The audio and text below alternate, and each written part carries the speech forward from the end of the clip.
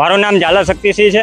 આજે અમે ધાંગધ્રા તાલુકાના અસરગ્રસ્ત ખેડૂતો જે આના સિવાય 8 લાઈનો જે અત્યારે ચાલુ કરી દેવામાં આવી છે, ત્યારે અમારી મુખ્ય માંગણી એ છે કે ગુજરાત સરકારે જે ઠરાવ હમણે 2 દિવસ પહેલાં જાહેર કરવામાં આવ્યો છે તે 8 લાઈનના ખેડૂતોને એમાં સમાવેશ કરવામાં નથી આવ્યો, અને આ સમાવેશ કરવામાં નથી આવ્યો તો મારે ગુજરાત સરકારને વિનંતી છે કે જ્યારે કેન્દ્ર સરકારનો આપણે ઉર્જા મંત્રીનો પરિપત્ર જે સપ્લિમેન્ટરી ગાઈડલાઈન છે એ જે તારીખથી કેન્દ્ર સરકારે સપ્લિમેન્ટરી ગાઈડલાઈન પ્રમાણે જે તારીખે ઠરાવ રજૂ કરવામાં આવ્યો ત્યારથી જ આ ગુજરાત સરકારના જે પણ ખેડૂતો હોય એને આવરી લેવામાં આવે।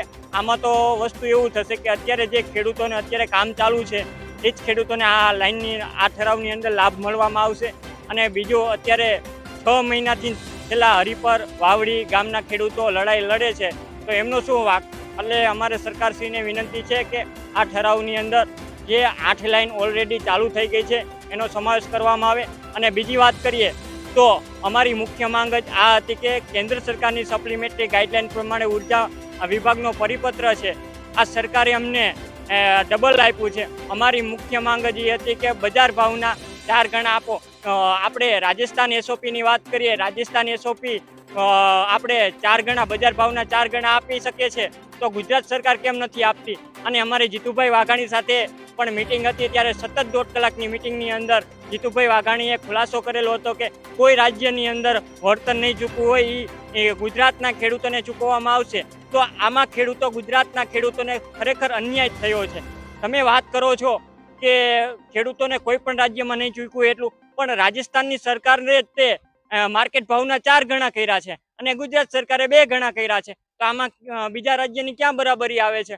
અને ખાસ કરીને વિનંતી છે કે આવનારા સમયની અંદર અમારી માંગને સ્વીકારવામાં આવે તો આ આખું આંદોલન રાજ્યવ્યાપી બનશે। જય!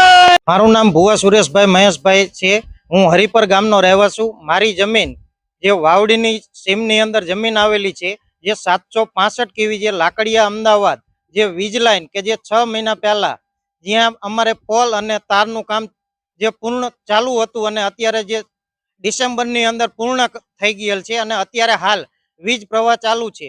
અત્યારે જે સરકારની જે માર્ગદર્શિકા આવી, જે જીઆર આવ્યો, એમાં અમારી લાઈનનો કોઈ પણ સમાવેશ થતો નથી। તો અમે જે 12 ગામના અસરગ્રસ્ત ખેડૂતો સરકાર પાસે એટલી રજૂઆત કરવા આવ્યા છીએ કે એ જે અત્યારે જે નવા જીઆરની અંદર અમારી લાઈનનો સમાવેશ કરવામાં આવે, નકર અમે ઉગ્ર સ્વરૂપે સરકાર પાસે એટલી માગણી કરીએ છીએ કે અમારી લાઈનનો જો સમાવેશ નહીં થાય તો અમે પાર્ટ 3 ઉગ્ર સ્વરૂપે આંદોલન કરવા સમગ્ર ગુજરાતનું અમે આંદોલન કરવા જઈ રહ્યા છીએ।